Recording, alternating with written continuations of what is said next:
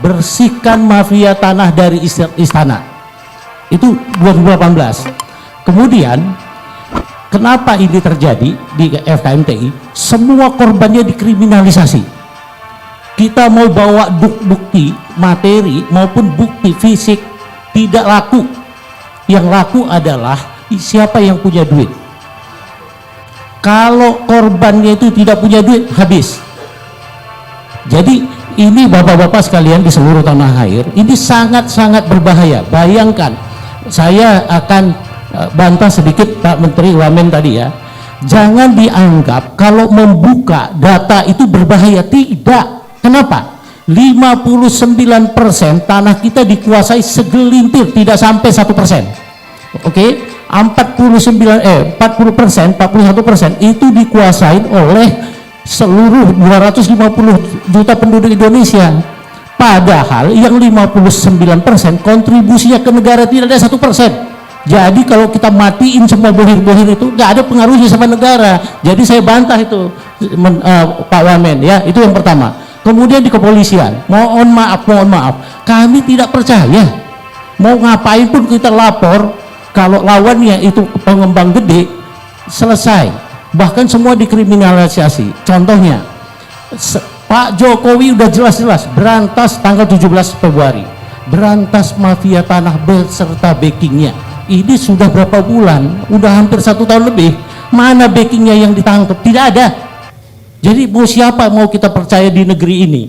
Saya tanya dulu, presiden saja gak dianggap kentut. Jadi mau ngapain? Nah, ini saya ingatkan kepada seluruh rakyat Indonesia ya, bahwa 10 tahun lagi ke depan nanti anak-anak kita jadi penumpang gelap. Di Kaltara sana jumlah konsesi yang dikeluarkan negara melebihi dari jumlah provinsi itu. Berarti rakyat yang ada di situ sebelum merdeka jadi penumpang gelap. Jadi apa yang solusinya? Solusinya kita berantas saja. Mereka itu gak ada guna, cuman kontribusinya gak sampai 1% kok.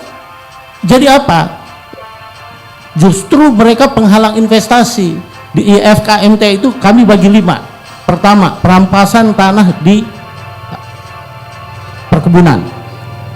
perkebunan itu kalau dapat HGU 2.500 dikuasai 6.000, digunakan kekuatan negara untuk mengusir rakyat yang sisanya. Ini fakta, kami ada data, kami sudah serahkan datanya ke BPN 10 untuk dilakukan adu data.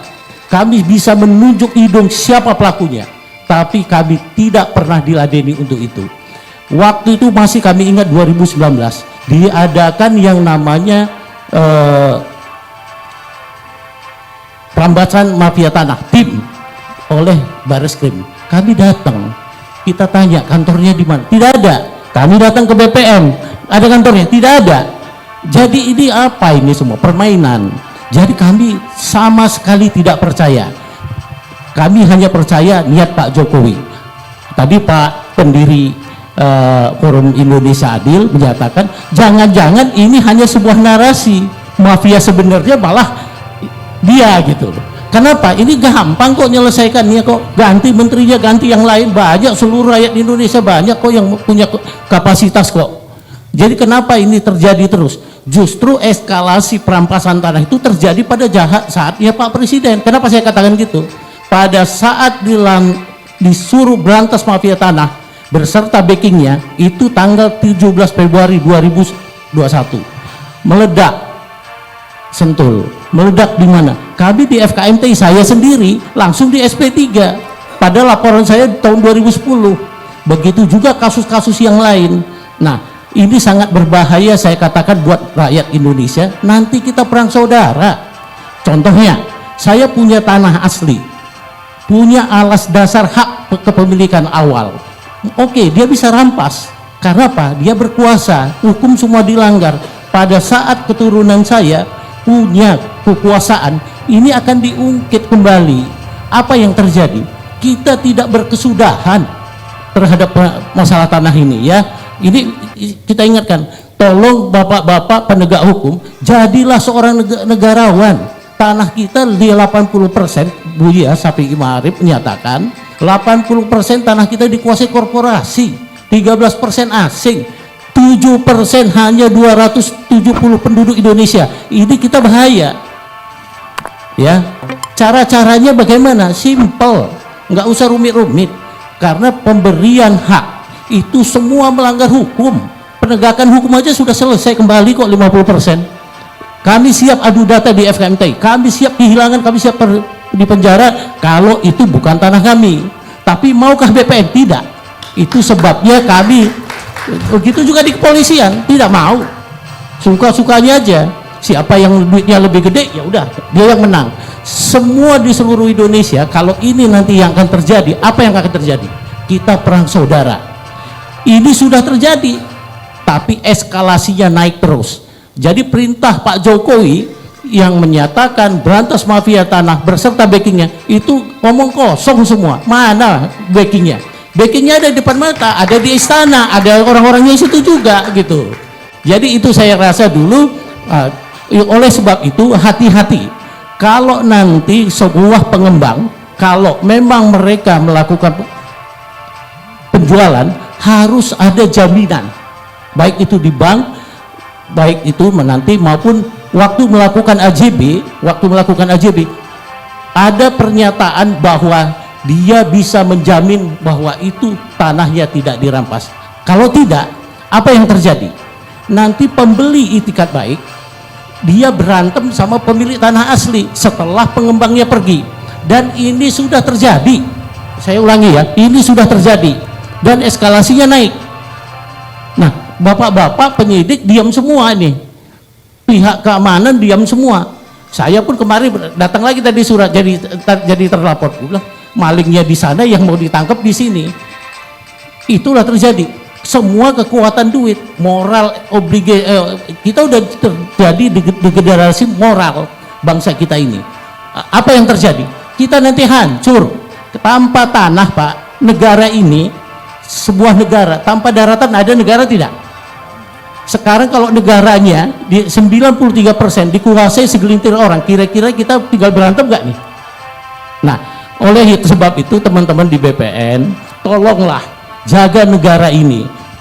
Para teman-teman di penegak hukum, jaga negara kita ini.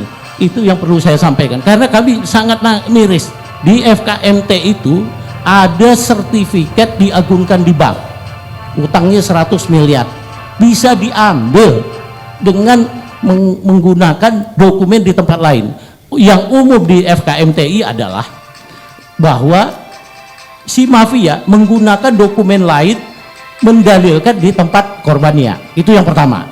Yang kedua adalah diciptakan ahli waris palsu, oknum, buat AJB, ya, akta jual beli. Dia mengacu kepada PP 24 tahun 97. Inti dari PP itu adalah orang yang punya beretikat baik dan orang yang berkepentingan, sehingga itulah yang diakomodir.